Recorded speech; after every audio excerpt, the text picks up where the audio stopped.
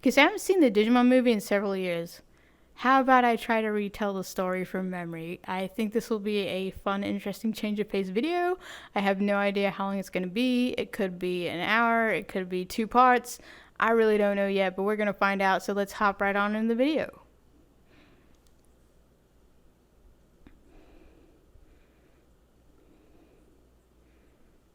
Okay, so let's talk about the Digimon movie and how it achieved the greatest feat out of all Digimon media ever created since the show began. It gave us the Digirap. No. I don't know what it was with the 90s. I think some executives in charge of making cartoons just saw a kid rapping in the street once and 3 other kids going, yeah, that's cool, and then apparently just rap was cool everywhere for kids, and they just felt every need to make everything into a rap song. Never really understood that. Like, Digirap was cringy back then, it's cringier now, and I'm glad I wasn't the only one who cringed when I heard that, because they put the word digitude in it. Do I need to say more? The Digirap was awful. I think it just helped solidify Digimon history even more, because now we all remember the movie for that really bad rap. Okay, so it was a little better than just the rap, so let's talk about it.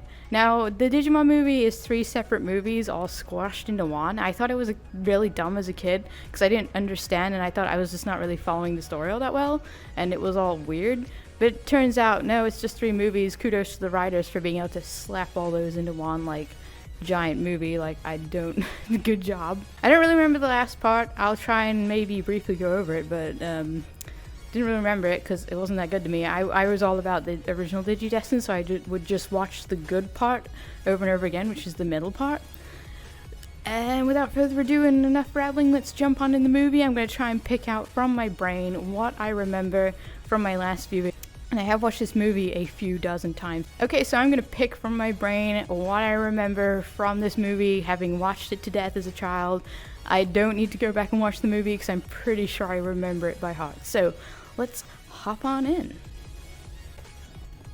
I don't know why I did that. No, okay.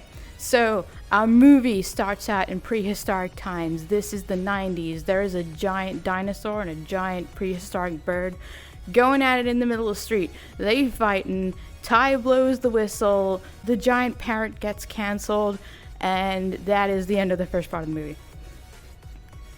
I mean, the rest was all just fluff. Kari and Ty do kid things where they find a Koromon, it turns into a big Agumon, and then there's a giant Greymon, and then it just defeats this giant parrot. And yep. Oh yeah, the original Digidestined also happened, and that's why they're Digidestined, because screw all the other 8 million kids that were standing there. They don't have special qualities. Like, they were just normal, like, unspecial kids. But no, those kids who also stood there and drooled slightly and did nothing different to anyone else just got picked. I guess they were scanning the area instead of, hey, let's send this giant deadly bird down to Earth. They can't stop it, right? But we just really need to scan these children. Is everyone okay with this? Okay, good. Send the bird. If one of them dies, oh well, collateral damage.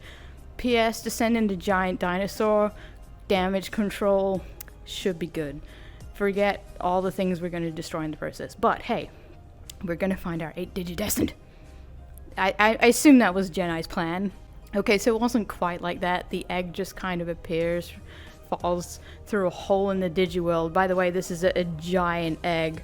So I don't know how big this hole was and how y'all didn't notice it, but giant egg falls from the sky, and then a tiny little bird. Good. It's literally like a giant egg, and then a bird this big comes out of it. Like, really? Was that necessary? That was a little overkill. And quite honestly, I just don't want to meet the bird that birthed that parrot. It's probably dead from having to, like, give birth to an egg that big.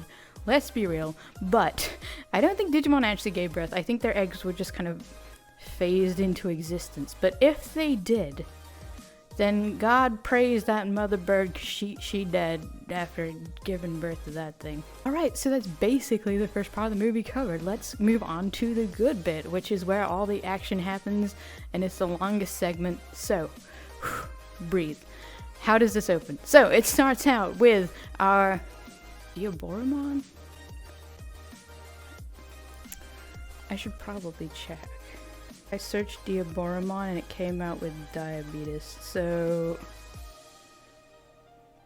Yes, I knew, but I just wanted to be sure. So I was typing out Diaboromon and it was like diabetes. I'm like, okay. That's not what I want, but sure. Alright, so our movie starts off with our villain, Diaboromon. He has actually just been born into a little baby version. I cannot remember all the stages, so I'm just gonna call him Diaboromon. And basically, he's born, and Izzy's like watching, and he just turns into this squishy little alien jellyfish thing with like one eye. He's basically in his baby form, and he appears on this one computer, and then he just starts attacking the world like a virus, multiplying, digivolving, hitting the next level, and basically causing chaos all throughout the city. I believe it was definitely citywide blackouts to begin with, and then it spread across the country, and then eventually to the whole world. Basically, traffic lights are going down, everything's going down, it is the end of the world. Everybody who's been screaming about the apocalypse happening is just having a field day, like Dante from 101 Dalmatians, because it is finally here. The world is ending. Okay, so it's not that chaotic yet. This is humanity, okay? So unless the entire grid goes down for more than 24 hours, we're not gonna start panicking. We're just gonna be like, oh hey, my phone is glitching. Actually, no. This was like early 2090s, so if your phone glitched, yeah, it kind of sucked, but your phone didn't really do much, so it was just kind of like, well, that sucks, and then you just go use your house phone, or you use a pay phone, or it didn't really matter. It wasn't that big of a deal. It sucked. But you know, like the traffic lights are all going haywire and electricity's going haywire, and to be honest, the people don't seem to react in this movie. Now, if this was kind of happening, I'm pretty sure there would be a bit more concern from the populace, but then again, probably not. Like, unless their lives are affected directly, they generally don't pay attention. So if there's just some minor traffic light issues going on, then fair play, they're not going to notice. But what does strike me as weird is the Digidestined have been dealing with Digimon forever, and they don't seem to like pick up on the fact that, hey, maybe these power like fluctuations are a result of something happening in the Digiworld. No, they're just going on about their lives, and we'll get into that in a minute. So for this movie, they need to narrow down the cast a bit, so it's only going to have 4 of the original kids instead of 8, and that's what I mean by how the kids just aren't there, and it's really kind of frustrating. So anyway, our movie starts out, Izzy's started to notice all this technology issues that are going on. Of course, it's Izzy, so he cares. I mean, this is his world, this is his life, his computer has stopped working. I think we can all relate. So he hops on over to Ty's house, and he's like, yo, I think there's something going on in the Digiworld. I need to use your computer, because your brick of a computer is better than my laptop, which, to be fair, even though Izzy had this like air quote high-tech laptop, PC was probably a little more powerful, but even then you could probably run Paint on it and maybe save 3 documents, so not that much more powerful, but he could connect to the internet, I guess. I don't know. I don't know the specs of stuff back in the day, but I don't think it was that much better. So anyway, Izzy's been watching this Digi-Egg, and he runs up to Ty's house, and Ty's helping his mom. Ty's mom has asked Ty to get him an egg from the fridge. So he goes to the fridge, he pulls that egg out of the fridge, and then he hears the doorbell. He goes to the door, and Izzy's at the door, he's all sweaty, and he goes, the egg! The egg is already hatched! And then Ty just kind of looks at the egg like, what? And he goes, no, not that egg. And I always love that line in the movie, and the expressions in this movie are just great. Just some of the way they twist faces in this art style, because the art style is different too. At first I didn't like it, because it was like, at that age I didn't know that it was a different company drawing it, but it was different, and it looked less, I might want to say cheaper, but it wasn't like the cartoon, and it did feel weird, but honestly, looking back at it now, I do kind of like it. It has grown on me, but I didn't really like it much back then. Anyway, back on track. So, yo, Ty is standing there with his egg. Izzy's like, can I use your computer? And he's like, okay. So they go into the house, and they get on his computer, and then they start looking up all this stuff and talking about what's... And then Ty's mom is offering Izzy's food this whole time. Ty's mom is pretty irresponsible on so many levels, but she can't cook, and she keeps offering Izzy food and drink, and he keeps taking it, and Ty's like, really wouldn't do that. You're probably gonna die. And Izzy's like, YOLO, I'm drinking this. Y'all just need to back off. So Ty's like, okay, have at it. Okay, so there's back and forth going on, and some other stuff probably happens, but I don't really remember it. Oh yeah, they talk about how Sora is mad at Tai because he threw up in her hat, and apparently that's a reason to be mad at your friend. Like, just buy another hat. I don't really know what to tell you. Put it through the wash. It's not that serious, but I guess when you're like 12, it is, because fashion is all that. But you know, it's not like you did it on purpose. It's not like, you know what, I just really want to throw up somewhere, throws up in your hat. Like, dude, it was not a planned attack, okay? You need to calm down, lady. But Sora is girl, so she gets angry at the little things just to create drama. I really think it could have been more, but they just needed an excuse for Sora not to show up in this movie, and that was her excuse. So she's not there. Let's just briefly cover why the kids aren't there, because I can't remember what point this is covered in the movie, but I remember it happening. So these kids have all fought together to save the world on several occasions, and they have made sacrifices, but their excuse now is that they all have lives and they all need to get on with their lives and, you know, not save the world, which has always seemed like a stupid excuse for me. But anyway, I'm going to briefly explain why these kids are not available to help. Matt and TK do end up helping, but let me just list it off, okay? So Sora, she's not there because she's mad that Tai threw up in her hat. World is ending. Valid excuse. She's not answering their phone calls because, you know, she hasn't noticed all the power cuts and stuff that's about to go down. Doesn't think to pick up the phone. But anyway, so she's out. Mimi is in New York. Not justified. You're going to find out why in a minute. And Joe is sitting an exam to become a doctor. And Kari is off at a birthday party. Matt and TK are off at their grandparents' house. Now, the only person out of this list who has a valid reason not to help is Joe, because he's off sitting an exam somewhere. Like, Kari, you're at a birthday party. I don't want to hear these excuses. Tell the kid you gotta leave. I don't care if she's about to blow out the birthday candles. You get your ass out there. You help your brother. This movie needs anime titties, okay? If we don't have those girl anime titties, then it's gonna flop. And actually, the movie didn't do all that well. So you know what? This is your fault, Kari. This is why Digimon never got any bigger. We had a movie. You screwed it up because you went to go stay at a kid's birthday party. Well done. Okay, for real though, like, not coming to help save the world because you're at a birthday party is just the world's stupidest excuse. Like, oh, I can't come today. Like, I'm washing my hair. Like, sorry. Like, y'all wonder why I don't really like Kari very much. I already covered that in my other video, but this is just one of the many reasons why. She's a child, but still, priorities. Anyway, she doesn't want to come home because she's at a birthday party, and Mimi is just being Mimi. She's off in New York. She could help, because Matt and TK go to help, and they're like across the country in their grandparents' house, and the internet's a thing. We'll get into that. And Sora's just being that bitch. So, okay. So now that we've clarified that, let's hop back into the sequence of events. Okay, so a lot of fuzzy stuff probably happens that I don't really remember, so I'm not really going to talk about it. Let's just jump into the part that I do remember. The next part I remember is them talking to Genai. All the Digimon show up in like pixelated form, which were super high definition looking, and they were supposed to look all bit-ratey and choppy, but because of the animation they just ended up looking way more technology advanced than they should. Like, I get it, it's the Digiworld, they can probably do that, but Izzy's still running this laptop. He should be getting lag. He's using dial-up in a laptop. There is no way he's streaming video like this. I get they're all like moving like this, like it's supposed to be crispy, but even then, that is way too high quality. This is the 90s, okay? They say, we can send our Digimon in to defeat this Digimon before he becomes a problem. He's a virus. He's trying to destroy everything. He just wants to destroy everything, so we need to stop him. So only Tai and Izzy are there at that point, and right now this Digimon's a rookie, so they send in Agumon and Tentomon, and they fly on in, and of course they get their asses kicked because it digivolves.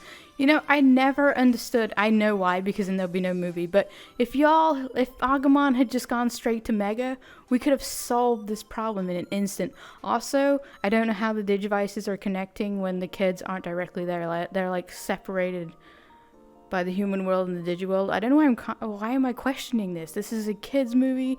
We need plot to move forward. Okay, so Kids are somehow in the 90s digitally connecting to their Digimon inside the computer, and the Digimon are digivolving. So we don't go straight to Mega. No. We try to fight them as rookies, and we get our asses kicked because this Digimon just suddenly digivolves out of nowhere and yeets out of there, fortunately, instead of completely murdering our protagonist, which prompts them to ask for help again, and they finally get a hold of Matt and TK, and they make their way down there. Meanwhile, Izzy's still consuming Ty's mom's food, and Ty's like, "You're still gonna die of food poisoning, please stop." He's like, "No, leave me alone, you're not my real dad." So he just keeps drinking and consuming this food. Right now things are starting to escalate. You got like other countries going, "Hey, we've kind of detected this problem is coming from Japan, so we're just gonna send in the nukes." And it's starting to get real, okay? And they're starting to get rolling blackouts, and the internet's going in and out. So Izzy's gonna start doing his thing and trying to keep things running. Also, to go back to the fact that it's the 90s and video quality for a moment, they are watching this battle happen inside the computer. So Izzy and Ty are outside the computer streaming video in like 4K in the 90s. Can we just... how? Like, the quality of what they are watching and the way it's... there is no way. In the 90s, you would take 20 years to download a 2-minute music video, and if you're lucky, your computer went blue screen and just... you'd have to start the process over again. I mean, you're telling me that I had to wait 20 minutes for a web page to load and a video to buffer, so these kids can watch these Digimon fight in real time with amazing streaming quality? Please, tell me your provider. I know this is Japan, but no, you weren't that far ahead of us, okay? Just calm down, movie. There are some things I will believe and I will take because it's a kids movie and it's animated, it's anime, but no. You're just breaking everything. Like, that in the 90s, that's not happening. So yes, everything is escalating, and Ty's mom has just been like, "I don't know what goes on." And she's just like, "Me adult, me stupid, me don't really know what you're doing on computer, me just gonna leave before I walk on in and you're looking at something you probably shouldn't be looking at. I don't know how to set up parental controls. I'm a 90s mom. I was made to hit in America. I was made to hit in America." I completely just got distracted by this song. Oh god.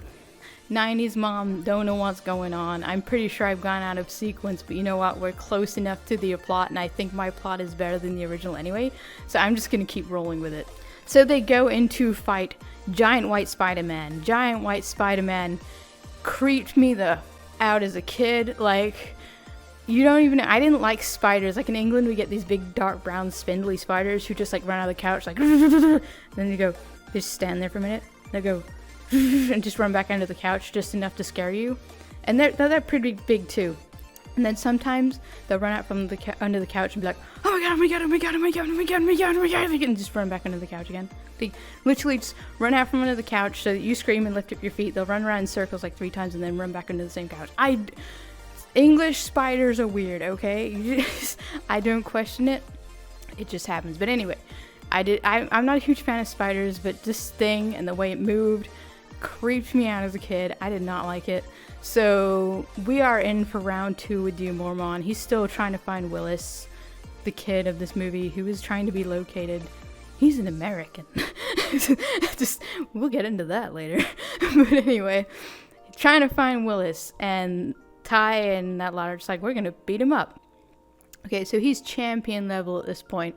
And of course, our amazingly smart heroines still try to fight him as a rookie before they digivolve into their champion forms. But at this point, the virus has grown to the point where he can pretty much kick the ass out of their champion forms, so they have to go to ultimate. Still didn't go straight for the mega. No, we're playing this game. We are padding this movie out. We need to entertain the children. Spider-Man's all kicking all kind of ass, and Izzy's like, "Oh god, I'm gonna throw up now because Mama's cooking's kicking in pretty fast." So he gets up and runs to the bathroom to go pray to the porcelain gods that he survives this ordeal. And Ty is left with the computer. Now this computer is running 4K video in the 90s. It's already at maximum power. I don't know how it's still running, but Ty thinks that he can scream at the computer and hit it. So he's hitting the monitor, And this is when it blue screens, and they have to reboot the whole computer. Izzy comes back, he starts rebooting the computer, and all dramatic stuff is happening. They're all screaming at each other. This is when Tai reveals why he won't call. Oh yeah, he's been saying he won't call Sora. I forgot that. He's been saying he won't call Sora, and then and then he's saying why he won't call Sora for help. Forgot that. And Sora's still bitch though, because she way overreacted to that, and she refused to call Tai or talk to him at all. So that is it. That was it too. They were in a conflict and they weren't talking to each other, so they were just being children. Even if he called, she says in the movie, "Was that Tai?" And then the mom's like, "No," and then she probably wouldn't have answered it anyway. So, you know, it doesn't really matter. Minor point. Anyway, Tai decides to reveal why he's not talking to her at this point, and Izzy's like, "Yo, this is stupid, y'all need to call her," and he's like, nah, I ain't got time for that. So he doesn't end up calling her because they reboot the computer. Matt starts screaming at them because the Digimon just stopped moving, and Spider-Man just disappeared again, yeeted off into the sunset of the digital realm. Okay, so your boy Matt, he's the edgelord. He's got to yell at Tai, and now they got to have a cry about how their Digimon almost died because they're like, hey, let's try to fight this guy as a champion, even though we just lost, and not go straight for the Mega because we're special. We have 2 extra people. Surely we can win now. Okay, so I mentioned that the rest of the world is getting angry and they're starting to target Japan and figure out where this Digimon is. And the reason they're able to do that is because Izzy hooks up to a military satellite for some reason. I'm pretty sure probably because the power went out, they lost connection, it's dial-up. Not exactly reliable, but they needed a faster connection, so he connects to the satellite. And the army is able to pinpoint where this Digimon is, and they're like, yo, it's in Japan, so they start launching their missiles. And this is when they start getting the little countdown timer, like, we have 10 minutes to defeat this thing, or these missiles are going to strike, and they're not going to be able to deflect the missiles. And the whole world is watching at this point. They are somehow streaming live on every computer screen across the world. Of course, we all thought this was really cool as a kid, but there was no way you could possibly do it back then, you know, predicting the future. And of course, at this point, they are streaming live across the globe in the 90s, early 2000s. Let's not question it, okay? All the kids are watching, everybody's watching, and of course, they're gonna start sending email because DMing and Twitter and all that kind of stuff was not a thing. So that kid Willis, Izzy somehow conveniently knows this kid, and he puts out a thing on the internet saying, hey, can anybody help get in contact with this kid? His Digimon's going pretty wild. He needs to control his children. Y'all need to get over here real quick and deal with this issue you created. Okay, so Izzy has put out his email to the world like the smart kid he is. His spam box is going off. Now, I believe that his laptop is connected to Tai's computer so that the Digimon can connect to Tai's computer from the laptop and get onto the internet. So Izzy has just shared his email with the world, and he's getting a crap ton of emails in, and it's lagging his computer. So guess what's gonna happen? We'll go and find out. So final battle starts. They're starting to target Japan. We have a countdown. Everybody's watching. Now the final battle is ready to begin. Patamon and Tenamon are out. They are no longer part of the battle. They are not worth bringing along. They are not worth bringing along because they're just going to die. So we have entered the final battle, the final countdown. All the copyright music is going off. There is a timer. The missiles are coming, and they need to stop everything. So when they arrive at the final battle, Diaboromon, I believe, is in his ultimate form now, but there's like 1 million of him, so it's 2 against 1 million. I think we all know how well this is going to go. But when they try to fight Diaboromon, they're lagging, then just Diaboromon shoots them down before they really even get a chance to do anything, which is a savage power move. I respect that. But what happens next? The Digimon movie doesn't even try to explain it. They don't know. They've just given up at this point trying to explain anything. So it basically goes like this. For reasons we can't understand, Tai and Matt felt so sorry for their Digimon companions, and their connection was so strong that they just phased through the screens of their computer, and now they're here. Don't question it, or my voice. It's Kari's voice that does this, but I can't do a Kari voice, so this is what we got. They were just like, you know what, this happened. Don't question it. They just pass through the computers. Just don't question it. Izzy turns around, he's like, yo, Ty, where'd you go? And he is just staring at the screen like, bruh. But anyway, Ty is all like, Agumon, no, you're dying, and then goes to hug it. And actually, no, they're still megas. So Ty's just swimming down. He's like, you can't give up. The children of the world need you. I need you. And then Matt's like, I am edgy protagonist man, but I shall cry anyway and beg because the plot calls for it. Please, do not die. Something... Oh god, what's the name of his mega form? Actually, I'm wrong. He just sounded kind of like a girl in the scene, so it's like, Metal Garurumon, please don't die. So then they're like, okay, we won't die. We can hear the voices of the children. And then all these messages just start popping up from kids around the world that are like, yo, kick his ass, we believe in you, you got this. And then you get the little kids from season 2 messaging too. And then they hear the voices of the children and the bonds and everything. And then they combine, enhance, evolve into Omegamon, I think. Omegamon, that's not it. Omnimon. Omegamon. Come on, I was close. So Omnimon's taking his sweet time to digivolve. He just kind of floats there, swings his sword, and then all these Digimon just start blowing up all around him.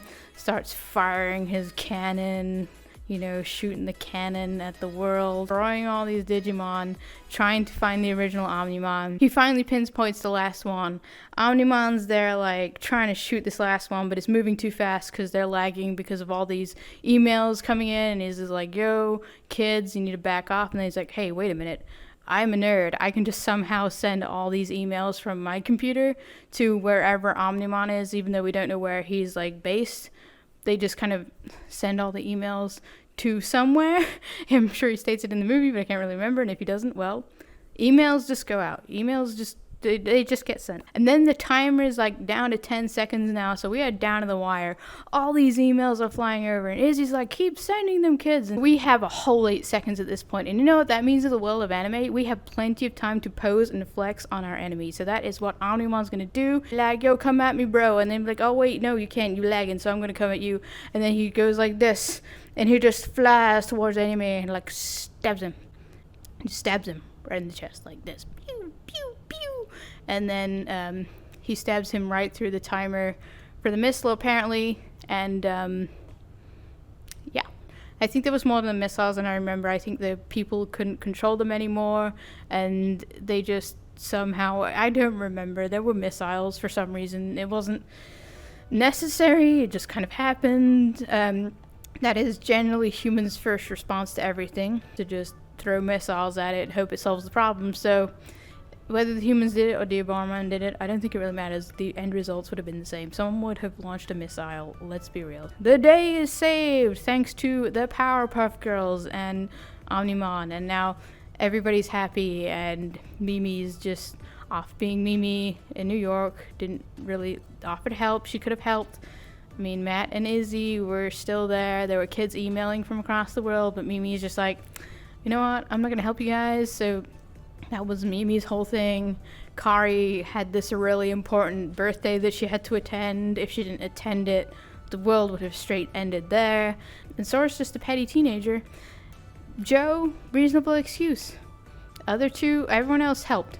Kudos to you for helping. You helped save the world. Congratulations, but we needed to reduce our team. If Anja Woman had been there, I think the movie would have done better in the box office than it did, but here we are. Okay, now the next part of the movie, I remember it even less because I didn't really watch this half of the movie, so I'm going to briefly cover what I remember about the second part of the movie. Terriermon. That's about it. Terriermon was awesome. I love Terriermon, so that was really the only reason I kept watching that. I was never really invested in the second group of kids. Like, I watched season 2, but I was never invested the same. Somehow end up in America, and they managed to track down this Willis kid that everyone was talking about in the last. Like, honestly, Willis is the most irresponsible kid. So he had twin Digimon. One, and he tried to, like, he tried to hack into one of them and change them and rewrite them for some reason, because he's really nerdy like Izzy, and that's how they bonded. So he tried to hack into his Digimon and do something, and it created this virus inside this Digimon, and then it created, like, it was supposed to be a Lopmon, and it was supposed to be Terriermon's twin. But then Digimon, like, mutated, and it became what they were fighting in the first movie. But anyway, so that's the origin story of that I remember, and it turns into Kokomon. Just, oh, that Digimon did not age well. Oh no, I just suddenly had a flash of it in my brain, like, wow, that did not age well. Okay.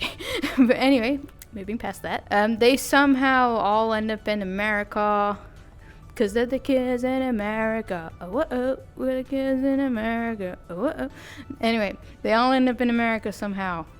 They all hook up with Willis. I don't really remember. I have a vague recollection of Willis fighting the Kokomon thing, and then, like, Kari shows up, I think. Like, Godamon shows up, and there's an altercation, and wind happens, and then the enemy just kind of disappears, and they're like, yo, what was that?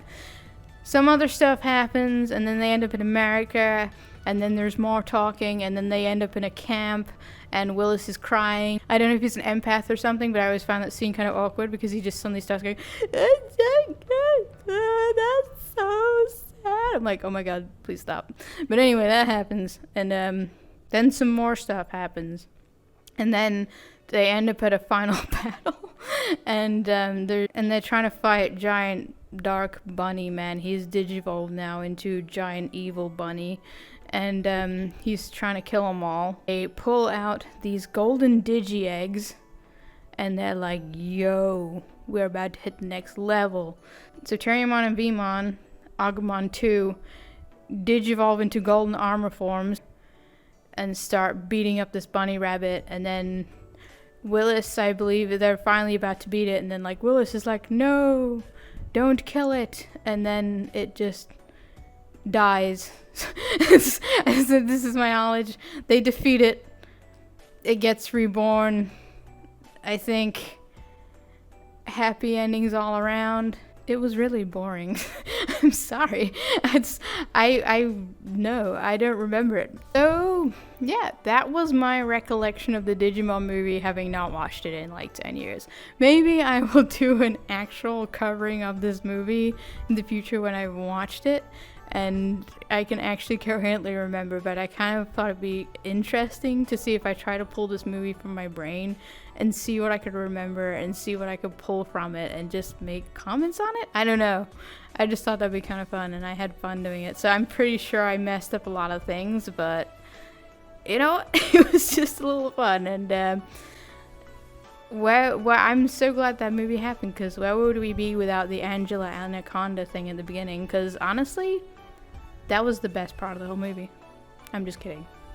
They played for a really weird animated cartoon, and it was like 30 minutes, and it was almost the length of the movie, and kids cried and left the theater because they came to see the Digimon movie. It was just Angela Anaconda for like 30 solid minutes. It's like, good job. You just basically padded out your movie by making 3 movies into one, and then you shoved a special on it that was 20 minutes at the beginning. So, kudos.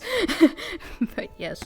So that was my recollection of the Digimon movie, the retelling, if you will. I believe it was better than the original, more thought out, and I'm pretty sure I hit all the important story beats, and some of them were probably out of order, but you know what?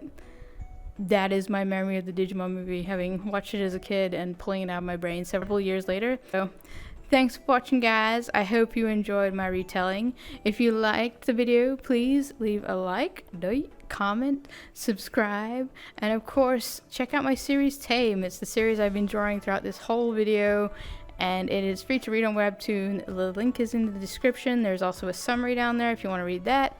Thank you for watching. I'm going to close out this video. I believe it will probably end up being 2 parts. So, if you guys stick around. So, thank you if you stuck around for both parts, and thank you if you stuck around to the end if I decide to make it an hour. So thank you for sticking around for both parts if you make it to the end. So thank you for sticking around for both parts, and thank you for making it to the end if I decide to make this one long run-on video. I have talked enough about Digimon for now. May revisit again in the future, but Thanks for watching, guys. I will see you guys in my next video. Goodbye.